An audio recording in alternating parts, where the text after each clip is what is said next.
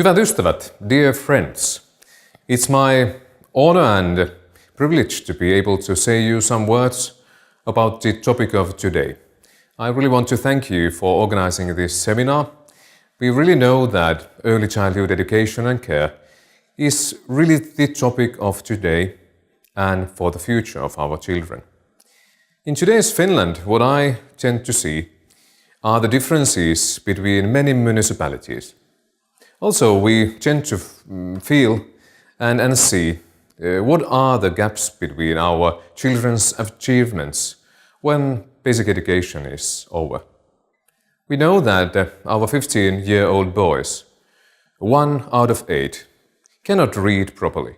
They cannot read that they could continue their studies after the basic education. So we see tremendous achievement gaps.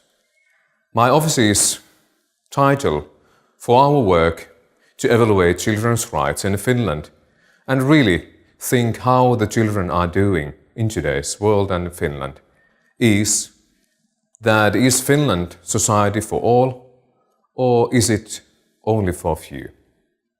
Early childhood education and care has been discussed and debated on quite much in several years in Finland. We know that the present government has given new legislation and really the title A Country for All or A Country for Few has been there. If we want to make something tremendous with achievement gaps, if we want that all the children have capacity and a right for learning and to be, as they can be, skillful citizens when they are adults, we really know that we should invest in children and in early childhood education and care. My first question for all of us today is that are we investing in children? Are we investing in a way that we really can see in our child impact assessment? In child impact assessment, we really take seriously our Convention on the Rights of the Child.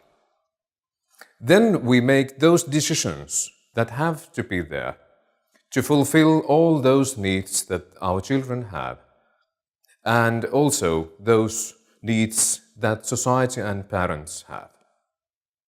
I'm not seeing that kind of investment in childhood as we think early childhood education and care. I see huge differences between municipalities. The legislation that we have today doesn't make these gaps smaller. We know that we have several municipalities today in Finland which really offer high-quality childhood education and care. They have decided, their decision makers have decided to give all the children access to good, high-quality early childhood education and care. It is a right for a child. It is not something that society decides upon you or parents decide. It is something that we offer to all the children. Well, our legislation says that children are not in that kind of equality that all the children would have access to education, early childhood education and care. We know that those children whose parents are at home, for reason or the other, those children have less. That is something crucial for us to ask, are we investing also these children? When legislation says that children do not have that kind of opportunities to attend early childhood education and care when their parents are at home, it really is something not wise, not strong, and nothing that really builds that kind of a capacity for all the children. Those children who really need early childhood education and care do not get it as much as those children whose parents are at work. That is a tremendous question for all of us. Is this for all or is this for few? When we think about our basic education, it is absolutely sure that we all think that all the children have to have same kind of access to basic education. But we are not thinking the same when we talk about early childhood education and care. Those 5-year-olds, they do not have same rights in today's Finland in respect to early childhood education and care. To invest children, to really see that we are making that kind of a capacity building is one issue. Another is that always in early childhood education and care, we are supporting parents. We are supporting parental care. And we do consider that parents really take that strong responsibility of their children.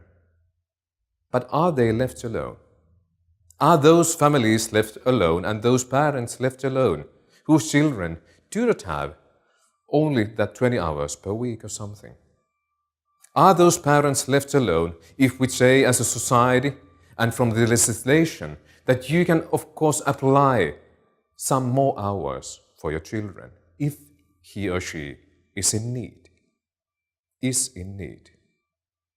That is something where we tend to see that those parents and then homes are left alone who really would need support in many ways. What I feel as an ombudsperson for children in Finland is that we are not building that kind of a society where all the children have same access to high quality early childhood education and care. That is something that we haven't thought in a way that we are really building this society with these children before the school age. We see the differences. We see the dropouts. We do tremendous issues and processes and projects with dropouts, for example, when they are 20 years old or 16 years old. But we do not care that that work should be done before the school age. How we hear and listen our children. Convention says in its Article 12 that all children must be heard. When I think our children in early childhood education and care, it is still something that we have to do better. Well, we see in our school surveys, in our national school surveys at the basic education also, that children must be heard in much more deeper way. The same is there with our children in early childhood education and care. Well, listening children, hearing their voices is something that we adults, professionals and parents need. To be able to fulfill that kind of needs, everyday needs that children have, is something to do with hearing and listening their voices. What I urge you to do in our early childhood education and care is to listen our children. If we want to tackle the hard issue of school bullying, we have to start in our early childhood education and care. Our professionals also need a lot of support. Thinking our parents and parental care, it is something not to just left or leave to our kindergarten professionals. It is something that we need all the professionals there, from also social work and from the health services. That professional, multi-professional work has to be done, for example, in our kindergartens. Kindergarten is a place where all this multi-professional work can be done, and where parents can have their support, where we can meet them every morning, every afternoon, almost every day per week. In today's Finland, it is a hard question what kind of differences we have between municipalities. What kind of a difference it makes in today's world and today's children, in which family you are born. That is something that we have to tackle. That is the reason why legislation for early childhood education and care must be strong. I want to thank from deep in my heart our National Board of Education, which is doing tremendous work with our national core curriculum for early childhood education and care for the first time as a legislation in Finland. That is something we need. That is something we need to be able to fulfill that need for quality early childhood education and care. That is something which isn't there. It has been for the schools, for the basic education, for example, but we haven't considered early childhood education and care that important. So how to build society? How to really be able to fulfill those needs that parents have? How to combine work and family life? How to listen children's voices? How to tackle with those issues of dropouts, school bullying, and all the other issues that children might have in their life when they grow up. That is something that we can tackle and do quite early.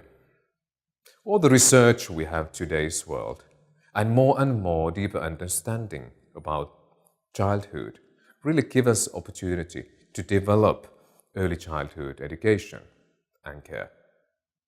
But when we are developing it, we need those voices that children have for us as adults. Also, our professionals, they need a lot of support really to be able to fulfill the article number 12 from our convention. That is the reason why the legislation has to be there.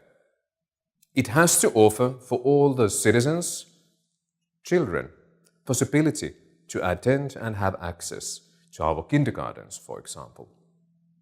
And as you remember, 1 out of 8 15-year-old boys cannot read in today's Finland with all those great PISA results we have had.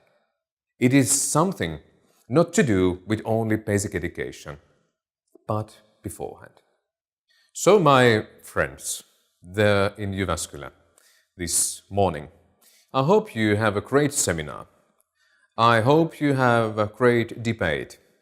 I hope that you will listen what is important and you try to remember how to fulfill those needs that children and of course all the society have towards future, towards strong society, which is not only for few, but which is for all.